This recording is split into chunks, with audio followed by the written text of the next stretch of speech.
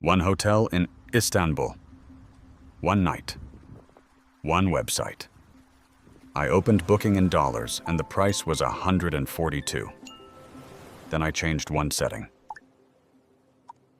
I switched the display currency to Turkish lira, ran the conversion through my bank's exchange rate, and the real cost came to $91. $51 less for the same room on the same page on the same website. Not a coupon. Not a deal. Not a different room category. The same booking, repriced by a single drop-down menu. I thought it was a glitch, so I tested it again. Different hotel, same city. Dollar price, 109. Lira price converted through my bank, 78. Then I tested it in Bangkok. Dollar price, 86. Thai baht converted, 63. Then Buenos Aires. Then Lisbon. Then Zurich.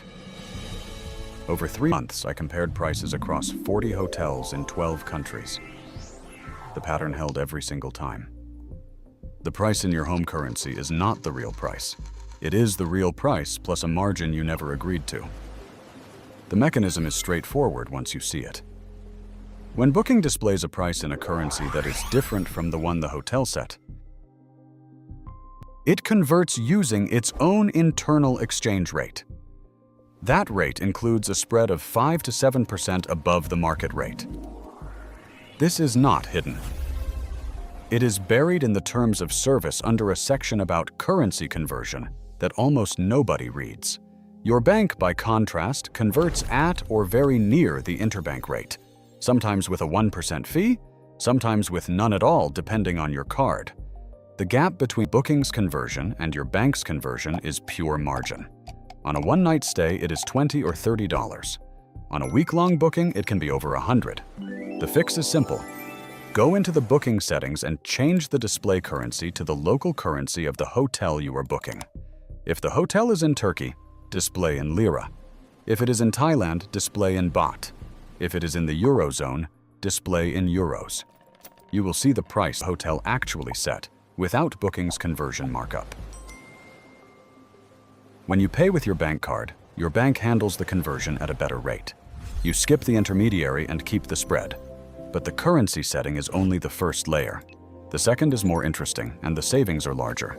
In countries where the local currency is falling, hotel prices update with a delay. The hotel sets a rate in lira or pesos at the beginning of the month.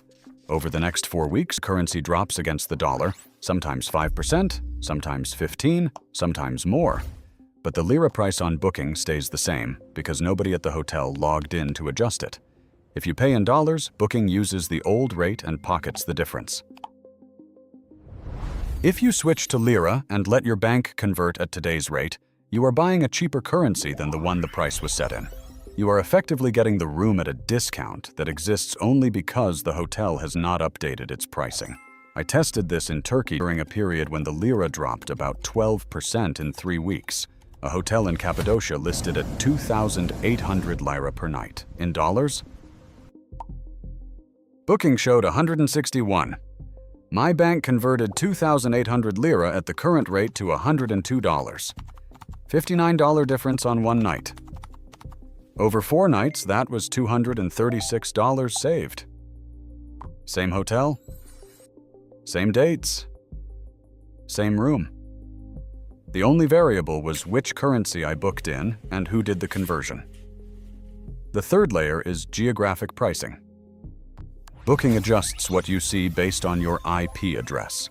A user browsing from the United States sees different prices than a user browsing from India or Indonesia. The logic is purchasing power parity. Booking's algorithm assumes that users from wealthier countries will accept higher prices, and users from countries with lower average income will only convert at lower price points.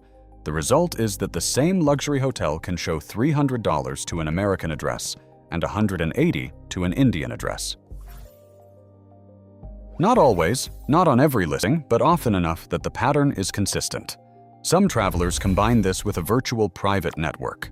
Switch your apparent location to a country with lower purchasing power, switch the currency to the hotel's local currency, and the algorithm treats you as a local user with a lower price ceiling. I tested this from a Southeast Asian server on a hotel in Barcelona.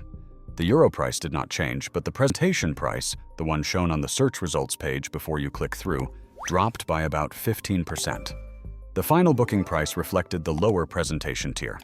This does not work on every listing and the savings vary, but on premium hotels in tourist-heavy cities, the gap is consistent. The fourth mechanism is the payment timing trap. When you book on Booking, you usually see two options: pay now or pay at the property. Pay now locks in the price at Booking's exchange rate on the day of booking. Pay at the property lets you settle the bill at check-in in the local currency using your own card. The difference matters because when you pay now, Booking converts the currency for you using their internal spread. When you pay at the property, your bank converts it using their rate, which is almost always better. The savings are smaller here, usually 2 to 4%, but on expensive hotels or long stays, they compound. There is one catch with paying at the property. Some hotels offer a lower rate for pay now bookings because they prefer guaranteed revenue. In those cases, you need to calculate whether the lower base price plus Booking's conversion markup is still cheaper than the higher base price minus the markup. Sometimes pay now wins on deeply discounted rooms. Usually pay at the property wins on standard rates. The math takes 30 seconds and a currency converter app. The fifth mechanism is cross-currency drift. Hotels in Europe sometimes list prices in multiple currencies: euros, pounds, Swiss francs. These prices are set independently, and they do not always update in sync. A hotel in Switzerland might show 900 francs or 820 euros for the same room. If the euro has strengthened against the franc since the prices were last updated, the euro price is effectively cheaper. I found a hotel in Zurich where the franc price was about 20% more expensive than the euro price for the same room, simply because the hotel had not synchronized its rates across currencies. This is not a common scenario. But when you find it, the savings are significant, and it is completely within the system's rules. What all 5 of these mechanisms share is one underlying principle. Booking is a marketplace that profits from information asymmetry. The price you see is not the only price that exists. It is the price generated for your specific location, your specific currency, your specific payment method, and your specific browsing profile.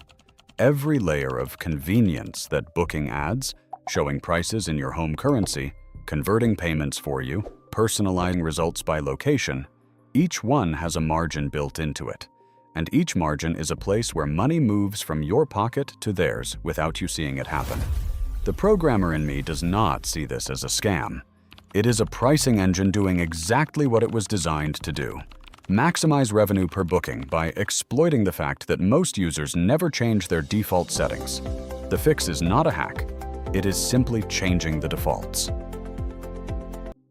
Switch the currency. Check the conversion. Compare payment options. Use a different browsing location if the savings justify it. Each step takes seconds, and each one removes a layer of invisible margin. Once you understand how the pricing engine works, you stop being a customer and start being a user. And users read the system before they click the button.